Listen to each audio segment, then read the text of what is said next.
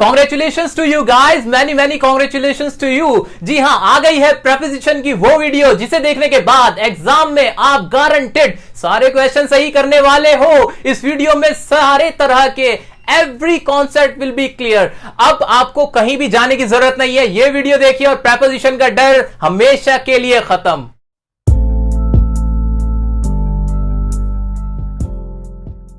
Guys, preposition के बारे में मैं आपको एक बात बताता हूं। मैंने जब प्रेपोजिशन पढ़ने के लिए बुक उठाई ना, तो मैंने बुक खोली और उसमें प्रेपोजिशन को पढ़ना शुरू किया। तो उसमें लिखा हुआ था ऑन के इस्तेमाल, टू के इस्तेमाल, लेकिन वो इस्तेमाल जो बताए गए थे वो शुरू होने से पहले ही खत्म हो गए। सिर्फ एग्जाम्पल लिखे हुए थे और समझ ही नहीं आया कि कहां कैसे शुरुआत हुई।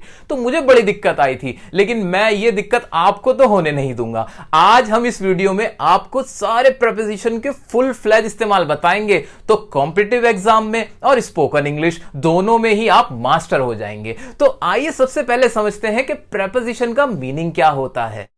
A preposition is a word that links a noun or pronoun to other parts of the sentence. It expresses direction. ज्यादा अंग्रेजी मत झाड़, सिर्फ इतना बता के मुमकिन है या नहीं। मुमकिन है सर। हाँ, आप भी प्रेपोजिशन को करेक्ट इस्तेमाल करते हुए एग्जाम में सही लिख के आ सकते हो, बोलने में सही बोल सकते हो, बशर्ते प्रोवाइडेड दैट कि आप मेरे साथ प्रेपोजिशन को समझें इसका कॉन्सेप्ट है क्या। तो आइए देखते हैं प्रेपोजिशन वर्ड का मीनिंग क्या होता है। एक बात आपको बताता चलूं, कभी भी कुछ भी आप पढ़ रहे हो, उस वर्ड का जो भी चीज आप पढ़ रहे हो उसका मीनिंग देखने की कोशिश करो। जैसे प्रेपोजिशन है तो प्रेपोजिशन का मीनिंग क्या है। जब आप प्रेपोजिशन का मीनिंग समझ लोगे तो आपको ओवरऑल कॉन्सेप्ट की क्लैरिटी हो जाएगी। आप समझ जाओगे कि ये किस बारे में बात हो रही है। अच्छा, प्रेपोजिशन बना है दो वर्ड से मिलकर, प्री और पोजीशन। दो वर्ड, प्री पोजीशन। अब प्री का मतलब होता है पहले, पोजीशन का मतलब होती है जगह। तो किसी जगह पे पहले आने वाले वर्ड्स को प्रेपोजिशन कहते हैं। ये तो हो गई मोटी मोटी बात। अब मैं आपको बताता हूं इसका रियल मीनिंग होता क्या है। तो प्रेपोजिशन का मतलब होता है ऐसे शब्द जो नाउन या प्रोनाउन का दूसरे जो शब्द हैं सेंटेंस में उनसे रिलेशन बताएं, उनसे रिलेशन बताएं। ये क्या बात कह गए सर आप। अब इसको एग्जांपल से समझते हैं। मैंने कहा I am in the class. मैंने कहा I am in the class. हमने पढ़ा क्या है कि प्रेपोजिशन वो वर्ड्स हैं जो किसी नाउन या प्रोनाउन का दूसरे पार्ट्स ऑफ द सेंटेंस से रिलेशन बताते हैं। तो यहां पे नाउन या प्रोनाउन क्या है। प्रोनाउन है यहां पे आई है, ओके। और यहां पर इन आया, इन क्या है हमारे एक प्रेपोजिशन है, और द क्लास क्या है एक नाउन है, या हम कह सकते हैं ऑब्जेक्ट है, other part of the sentence है। ठीक है, तो यहां I am in the class, मैं क्लास में हूं, तो मैं का और क्लास का रिश्ता किसने बताया, इनने बताया। इसका और इसका रिश्ता बताया इसने। तो यह हुआ हमारा प्रेपोजिशन। अब आपको क्लियर हो चुका है कि प्रेपोजिशन होता क्या है। और एक बात और बताता चलूं, प्रेपोजिशन के अंदर आपको मेनली तीन बातों का ज्ञान होता है। तीन तरह की बातें आपको पता चलती हैं। एक तो होती है हमारी डायरेक्शन, कि कोई चीज किस डायरेक्शन में है, यानी उसकी दिशा। एक होता है टाइम, टाइम यानी समय, समय कौन से समय पे ये काम हुआ है। और एक होती है हमारी प्लेस, जगह, कि प्लेस या लोकेशन हम बोल सकते हैं इसको। कि तीन चीजों पे प्रेपोजिशन बात करती है, डायरेक्शन, टाइम और प्लेस। अब हमने इनको कैटेगराइज भी कर लिया है, मीनिंग भी समझ लिया है। तो आइए देखते हैं डिफरेंट टाइप्स ऑफ प्रेपोजिशन। अभी हम पहले प्रेपोजिशन की बात करेंगे जो कि है ऑन, ओ एन ऑन। जो स्विच भी होता है ना, ऑफ या ऑन करने वाला, उसी ऑन की बात हम करने वाले हैं। तो ऑन का इस्तेमाल पहला क्या है वो देखते हैं। पहला इस्तेमाल है किसी चीज के सरफेस को दिखाने के लिए। सरफेस मतलब सतह, कि वो चीज किस चीज पे रखी हुई है उसको दिखाने के लिए हम इस्तेमाल करेंगे ऑन का। वो कैसे, मेरे हाथ में आप देख रहे हो एक पेन, ये पेन मैंने रखा इस तरह से अपने हाथ पे। अब ये पेन मेरे हाथ पे रखा हुआ है, तो ये हो गई इसकी सरफेस, सतह। और ये क्या हो गया, कोई चीज यानी कोई ऑब्जेक्ट। जब इस तरह से कोई ऑब्जेक्ट किसी सरफेस पे रखा होता है ना, तो उसमें हम लगाएंगे ऑन। दुनिया की कोई भी चीज किसी तरह इस तरह बिल्कुल इस पोजीशन में सरफेस पे रखी होगी, वहां ऑन ही आएगा, बिना सोचे समझे आप ऑन लगा देना। तो ये इस्तेमाल रहा ऑन का। अब इसके एग्जाम्पल के थ्रू भी हम इसको समझते हैं। तो पहला एग्जाम्पल है हमारा द बुक। बुक है कोई, is on the table. Table पे ना एक बुक रखी हुई है, ऑन लगाना चाहिए, जी लगाना चाहिए, क्योंकि सरफेस पे एक चीज रखी हुई है, तो यहां पे ऑन जो आया वो करेक्ट है। अगला एग्जांपल है the paper is on my desk, क्योंकि पेपर है वो मेरी डेस्क पर रखा हुआ है। ऐसे कोई डेस्क होगी और यहां कोई पेपर रखा होगा तो लगा दो ऑन, तो ऑन यहां पर भी आ गया। अगला एग्जांपल है हमारा, क्या है, he is on the bus stop, कि वो कहां पर है, बस स्टॉप पे है, तो यहां भी क्या आ गया, ऑन आ गया।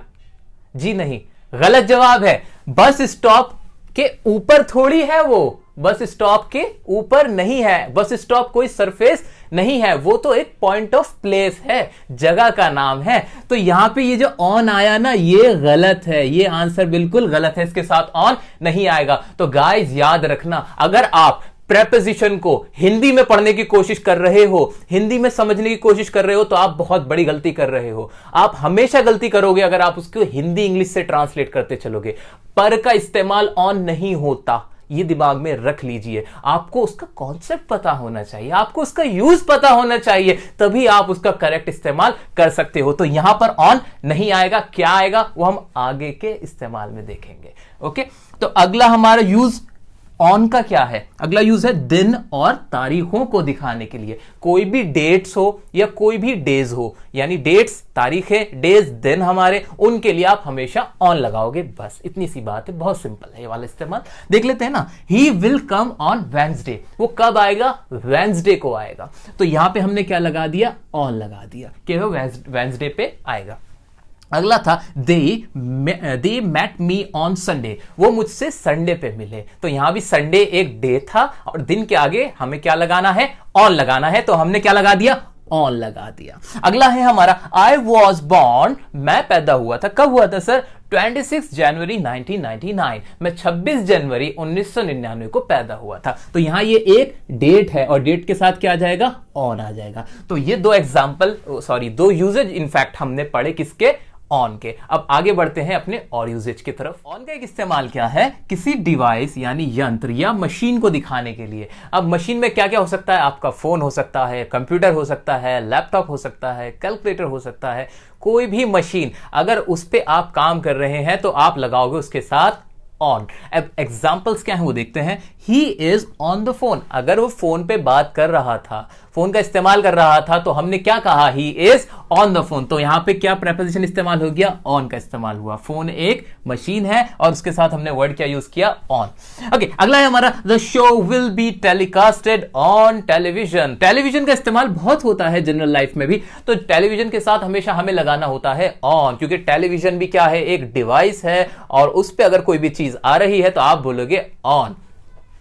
और एग्जाम्पल टेलीविजन का क्या हो सकता है, ये हो सकता है कि I was watching a cricket match on television, मैं एक क्रिकेट मैच देख रहा था और किस पे देख रहा था, टेलीविजन पे देख रहा था। ठीक, अगला इस्तेमाल क्या है, she has been on the computer. यहां पे भी कंप्यूटर एक मशीन थी और इसके साथ हमने क्या लगा दिया, ऑन लगा दिया, यानी वो कंप्यूटर पे थी, कंप्यूटर पे बैठी हुई नहीं थी कि मॉनिटर था और उसके ऊपर आके बैठ गई थी, ऐसा नहीं था। यह था कि वो उस पे काम कर रही थी, वो कंप्यूटर पे काम कर रही थी। तो मैंने बार बार अपनी बात रिपीट करूंगा कि कभी भी हिंदी से कभी प्रेपोजिशन समझने की कोशिश ना करें।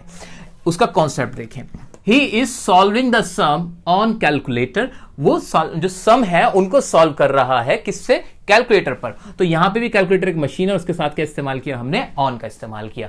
तो ये तो वो इस्तेमाल थे ऑन के जो हम किसी मशीन या डिवाइस के साथ इस्तेमाल करेंगे। तो ये बड़ा सिंपल था। अब आते हैं अगले इस्तेमाल पे, वो है बॉडी के पार्ट को दिखाने के लिए, यानी कोई भी चीज बॉडी के पार्ट से रिलेटेड हो तो हम क्या लगाएंगे, ऑन लगाएंगे। वो कैसे लगाएंगे, जैसे एग्जांपल है my mother kissed me on forehead, मेरी मां ने मुझे किस किया, कहां पे किस किया, फॉरहेड पे किस किया। फॉरहेड एक क्या है, पार्ट है, बॉडी का एक पार्ट है, उस पर किस की गई है। तो हम क्या करेंगे, यहां पे क्या लगाएंगे, ऑन लगाएंगे। यानी कोई भी चीज आपके बॉडी के पार्ट पे लगे, गिरे या उसे कांटेक्ट में आए, उसको छुए, वहां जाके प्लेस हो जाए, तो हम क्या लगाएंगे, उसके साथ ऑन लगाएंगे। तो क्या था ये, my mother kissed me on forehead, ये हमने देख लिया। अगला था कि the ice cream fell on my leg, तो जो आइसक्रीम थी वो कहां हो गई, फेल हो गई मेरे लेग पे, यानी गिर गई किस पे, मेरी टांग पे। तो टांग भी एक बॉडी का पार्ट था, उस पर आइसक्रीम गिरी तो हमने क्या लगा दिया,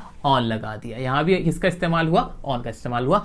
अच्छा, अगला एग्जांपल है she wears her engagement ring on her finger. वो पहनती है अपनी एंगेजमेंट रिंग। जो एंगेजमेंट की रिंग है कहां पे? अपनी उंगली में। तो उंगली भी क्या है? एक बॉडी का पार्ट है, उसमें वो क्या पहनती है? एंगेजमेंट रिंग पहनती है। उसके साथ हमने क्या लगा दिया? ऑन लगा दिया।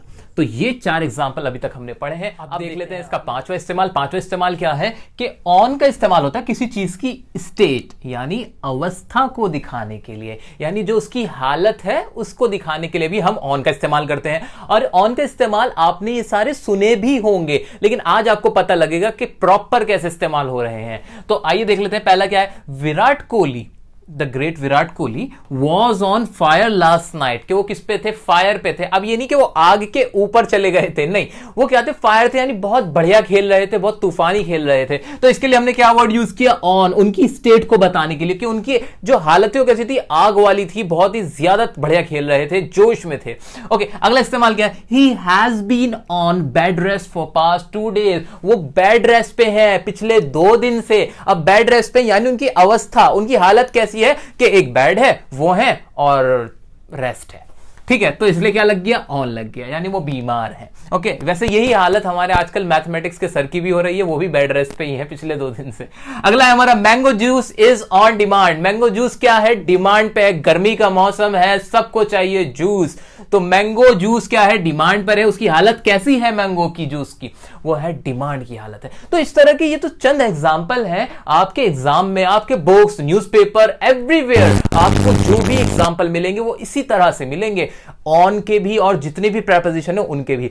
मैं आपको, और हमारी कोशिश ही यही है कि आपको कंप्लीट यूजेज कराए जाए ताकि आप कभी कंफ्यूज ना हो कि सर ने ये तो बताया नहीं था, ये कैसे हो गया। तो ये हमने बहुत ज्यादा कंपाइल किए हैं एग्जाम्पल, जो भी यूजेज है उनको हमने कंपाइल करने की कोशिश की है ताकि आप कवर कर पाओ कि कहां भी, जहां भी इस्तेमाल हो रहा है ऑन का, वो आपको पता रहे कि वो ऐसे हो रहा है जो सर ने बताए थे। ठीक है, अब बढ़ते हैं हम अपने अगले प्रेपोजिशन की तरफ। अब हम पढ़ने वाले हैं हमारा नेक्स्ट प्रेपोजिशन। नेक्स्ट प्रेपोजिशन है हमारा on to. On to word जो बना है वो 2 वर्ड से मिलकर बना है, एक तो है ऑन और दूसरा है टू, दोनों से मिलकर बन गया ऑन टू। इसका इस्तेमाल क्या है? इसका इस्तेमाल बिल्कुल ऑन जैसा ही है, लेकिन एक डिफरेंस है। इसमें हम तब ये लगाएंगे जब हम कोई चीज मूवमेंट में आती देखें और वो सरफेस पे आके बैठ जाए, तब हम क्या लगा देंगे? On to. अगर मूवमेंट में नहीं आ रही, पहले से बैठी हुई है किसी सरफेस पे, तो लगा देंगे ऑन। तो यही एक डिफरेंस है ऑन और ऑन टू में। अब एक एग्जांपल देखते हैं। यहां पर आपके सामने एक नकली सी बिल्ली है और एक टेबल है। अब जब ये नकली सी बिल्ली यहां पे कूद के आएगी, जंप करके आएगी और टेबल पे बैठ जाएगी, तो हम बोलेंगे ऑन टू। हम क्या कहेंगे? The cat jumped on to the table. तो ये तो था एक एग्जाम्पल किसका? ऑन टू का। पहला एग्जाम्पल हमारा ये खत्म होता है। अब इसी से रिलेटेड और एग्जाम्पल्स हम देखते हैं। अगला है हमारा move the books on to the shelf. के बुक्स को शेल्फ पर रख दो, यानी मूवमेंट से यूं बुक उठाओ, ऐसे ऐसे लेके जाओ और शेल्फ पे रख दो। तो यहां भी मूवमेंट हुई और एक सरफेस पे, शेल्फ पे किसको रख दिया गया? बुक्स को रख दिया गया। तो यहां पे भी हम क्या लगा देंगे? ऑन टू लगा देंगे, ऑन खाली नहीं लगाएंगे। आइए अगले एग्जाम्पल पे। She climbed on to the roof. वो कहां पे? रूफ पे चढ़ गई। कैसे? क्लाइम करे, उसने क्लाइम किया और रूफ पे गई। तो अब यहां पे भी क्लाइंबिंग हुई, यानी चढ़ाई हुई और फिर रूफ पे गए। तो ये भी एक क्या हुआ? ऑन टू का इस्तेमाल हुआ, ना कि खाली ऑन का। एक और एग्जांपल है, he stepped down from the train on to the platform. वो प्लेटफॉर्म पे उतर गई ट्रेन से। अब उसने उतरी और फिर प्लेटफॉर्म पे उतरी, यानी वो क्लाइम करके आई, यानी वो मूवमेंट में आई और फिर वहां पे उतरी। तो इसके लिए यहां पर क्या आ जाएगा? ऑन टू आ जाएगा। ठीक है, तो ये एग्जांपल थे हमारे इसके पहले यूजेज के, जिसको था कि मूवमेंट दिखाने के लिए हम किसका इस्तेमाल करते हैं? ऑन टू का इस्तेमाल करते हैं। गाइस, इसमें सबसे ज्यादा आप गलती करते हो और कंफ्यूज रहते हो। कंफ्यूज बिल्कुल नहीं होना है। सिंपल सी ट्रिक याद रखो, जब मूवमेंट हो और सरफेस पे आए कोई चीज तो ऑन टू। मूवमेंट नहीं है, ऑलरेडी है, स्टिल है, शांत है, ठहरी हुई है, तो आएगा सिर्फ ऑन। यही पहला डिफरेंस था। अब देख लेते हैं ऑन टू का दूसरा इस्तेमाल। दूसरा इस्तेमाल ऑन टू का क्या है? वो है जब किसी चीज की पूरी जानकारी हो, जब आप किसी भी चीज के बारे में फुल्ली अवेयर हो, आपको उसकी पूर्ण जानकारी हो, तो आप ऑन टू का इस्तेमाल लगा सकते हो, ऑन टू का इस्तेमाल कर सकते हो। लेकिन ये एक इनफॉर्मल इस्तेमाल है, फॉर्मल यूज नहीं होता है, आपको पहले ही बता देता हूं। अब देख लेते हैं किस तरह से हम इसको यूज करेंगे कि they knew I was on to their plan. यहां पे क्या आया? दे न्यू, उन्हें पता था कि I was on to word लगा दिया।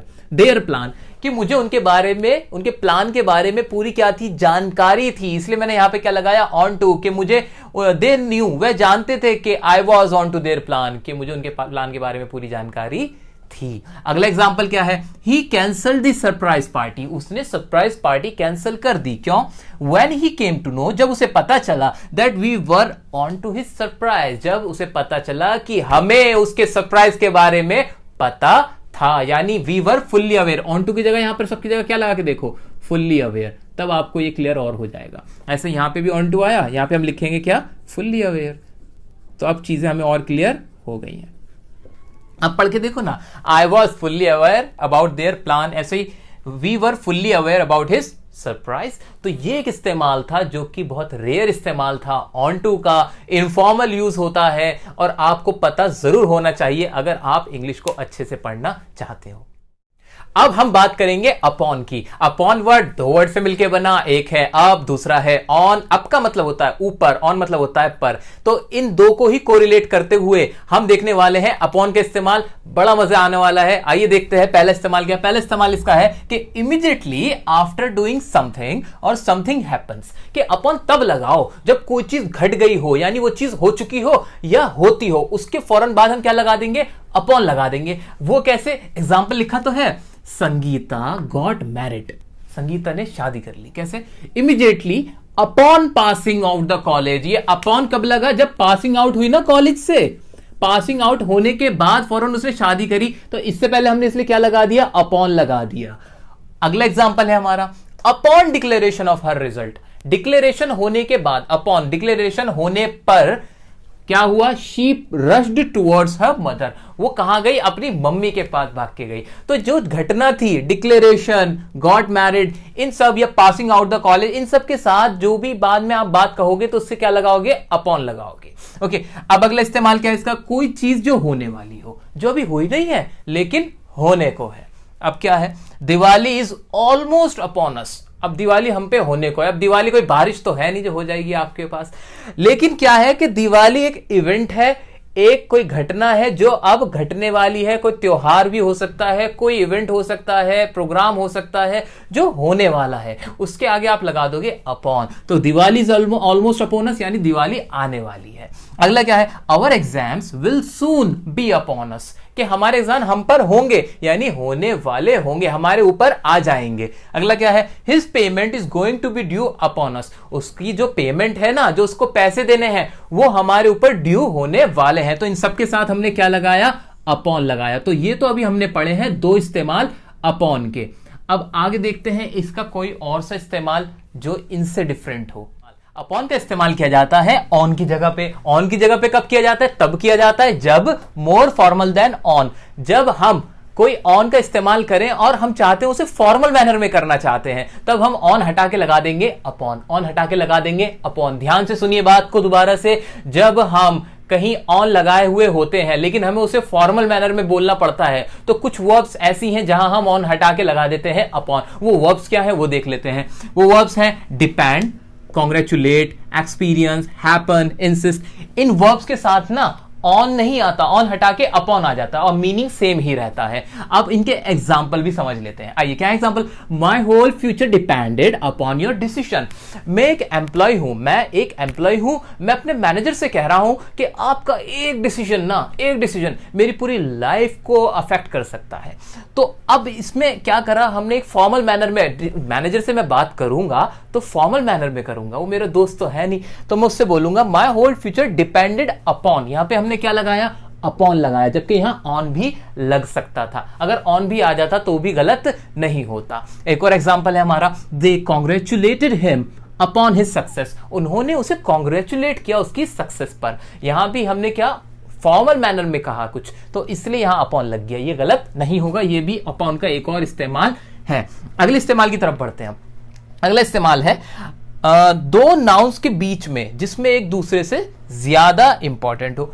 मतलब क्या है, यहां पे दो नाउन्स है, एक नाउन ये रही, एक नाउन ये रही। अब जब हमने देखा कि जो दूसरी नाउन थी वो बढ़ी हुई थी, इससे ज्यादा उसकी क्या थी, इंपॉर्टेंस हाई थी, तब हम लगाएंगे अपॉन। लेकिन इसको समझते हैं एग्जाम्पल के थ्रू। एग्जाम्पल क्या कहता है हमारा, ही हैज वर्कड हार्ड, उसने मेहनत की, ईयर बाय ईयर, यानी साल दर साल, यानी मेहनत जो पहले साल में की थी ना, अगले साल में उससे ज्यादा की। ईयर एक नाउन होता है, दो नाउन यहां पर इस्तेमाल हुए, ईयर एक बार और इस्तेमाल हुआ, यहां भी ईयर इस्तेमाल हुआ, लेकिन ये वाला जो ईयर था ना, ये वाला जो साल था, उसमें मेहनत ज्यादा हुई थी, इसलिए हमने यहां पर क्या लगा दिया, अपॉन लगा दिया। तो ये एक और एग्जांपल हमने इसका देखा। एक और क्या है, we crossed further mile upon mile, हमने क्रॉस किया, हमने और ज्यादा क्रॉस किया, क्या, माइल अपॉन माइल, यानी मील दर मील, यानी एक माइल से दूसरे माइल पे जाते हुए हम लोगों ने क्या किया, क्रॉस ज्यादा किया, इसलिए हमने यहां पे भी क्या लगा दिया, अपॉन लगा दिया।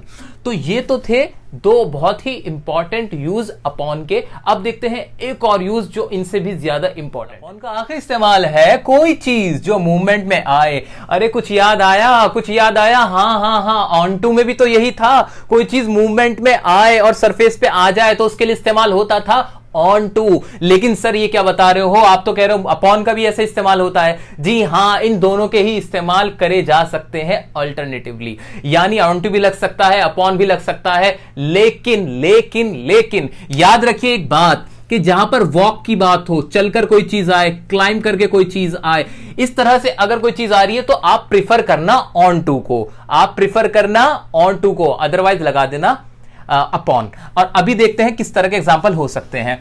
तो we were put upon this earth for a purpose, हम इस अर्थ पर आए हैं, इस धरती पर आए हैं एक मकसद के लिए। तो यहां भी एक मूवमेंट थी, धरती पे लाए गए और सतह पे धरती पे हम आ गए, तो इसके लिए हमने क्या लगा दिया, अपॉन लगा दिया। एक और एग्जांपल है, ही फेल अपॉन द ग्राउंड, वह गिरा, कहां पर गिरा, ग्राउंड पर गिरा, तो यहां भी मूवमेंट थी, ग्राउंड पे आके गिरा, तो इसलिए हमने क्या लगा दिया, अपॉन लगा दिया। तो ये तो थे अपॉन के इस्तेमाल। हमने आज क्या क्या पढ़ा उसको सम अप करते हैं। हमने पढ़ा ऑन का इस्तेमाल, हमने पढ़ा ऑन टू का इस्तेमाल, हमने पढ़ा अपॉन का इस्तेमाल। तीनों के इस्तेमाल हमने पढ़े, उसमें कंपैरिजन किया, उसमें डिफरेंशिएट किया और अच्छे से हमने इनको पढ़ लिया था। अब आपके लिए कुछ होमवर्क दिए जाता हूं, आपकी स्क्रीन पे होमवर्क आएगा, आपको कमेंट करके इनके आंसर जरूर बताना है। जी हां, प्रेपोजिशन की हमारी ये वीडियो की सीरीज आगे चलती रहेगी। आप बताइए क्या आपको इस पे वीडियोस और चाहिए, कौन से प्रेपोजिशन आपको ज्यादा परेशान करते हैं, ये जरूर बताइएगा। वीडियो को लाइक जरूर कर दीजिएगा, आपके लाइक्स हमारा मोटिवेशन बना देते हैं, और वीडियो को शेयर करना ना भूलें।